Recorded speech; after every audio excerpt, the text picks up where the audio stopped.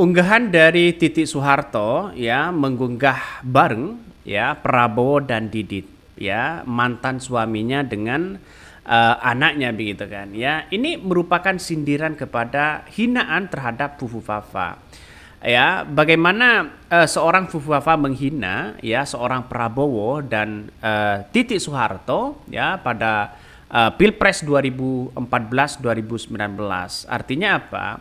Artinya dengan cara-cara foto-foto yang kemudian ditampilkan seperti ini menjadi tamparan keras kepada atau balasan ya kepada yang Fufu Fafa.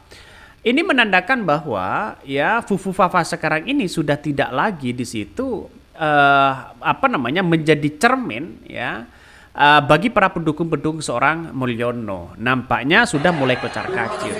Dan inilah mungkin ya Titik Soeharto di situ mengunggah Prabowo dengan bersama anaknya bersama Didit.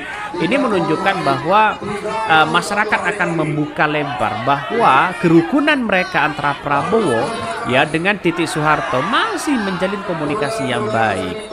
Dan bahkan di situ ya seorang Titik Soeharto ini menjadi anggota Gerindra yang kemudian sekarang menjabat di parlemen. Artinya apa? Artinya bahwa Prabowo dengan Titik Soeharto itu masih kenal akrab begitu kan, walaupun tidak jadi suami istri.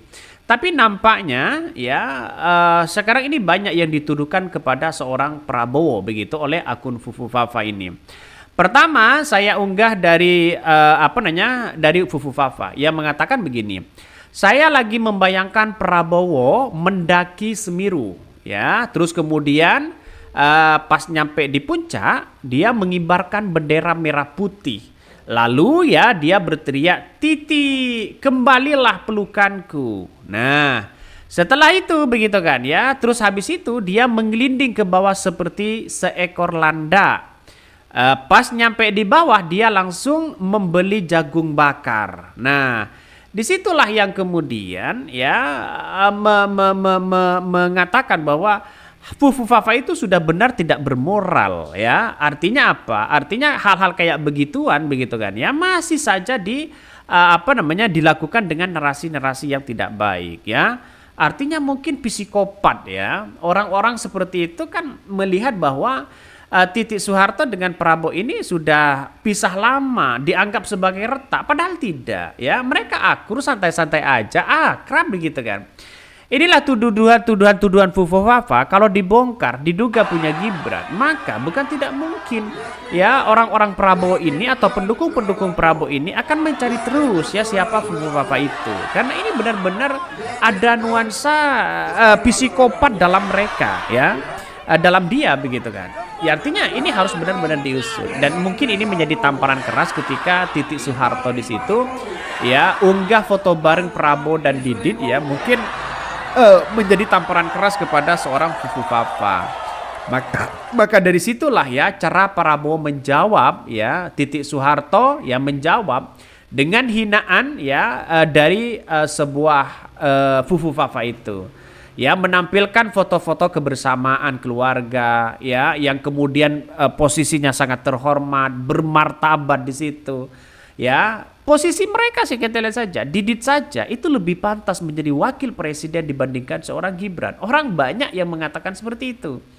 Inilah cara pandang bahwa kalau keturunannya anak tukang kayu tidak diajari bermoral, maka di situ adalah lahirnya ya sama begitu kan.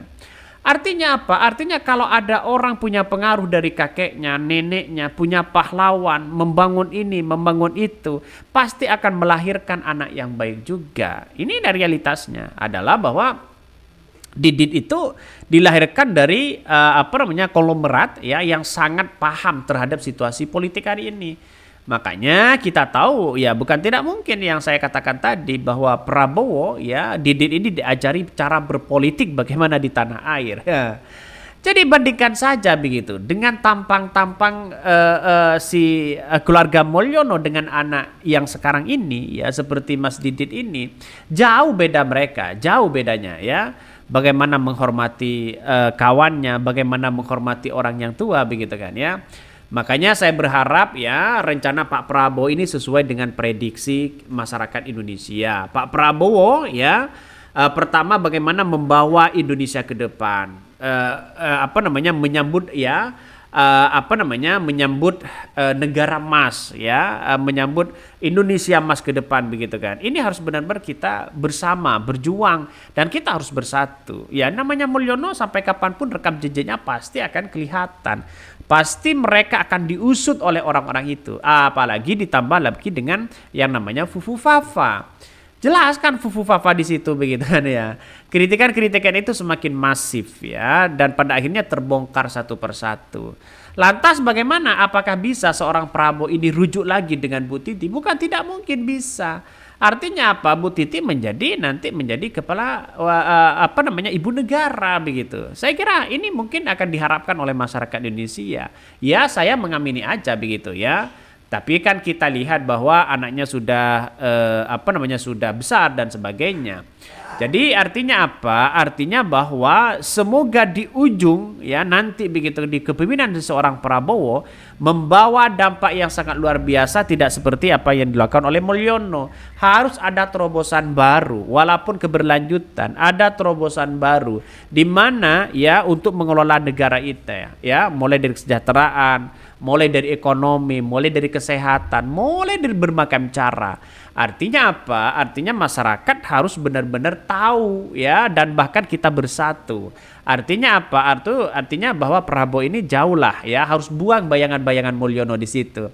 Ini kan menjadi dampak sekali. Makanya di kepemimpinan seorang Prabowo ini jangan sampai diatur-atur oleh orang lain. Apalagi ya sekelas Mulyono. Kan begitu logikanya.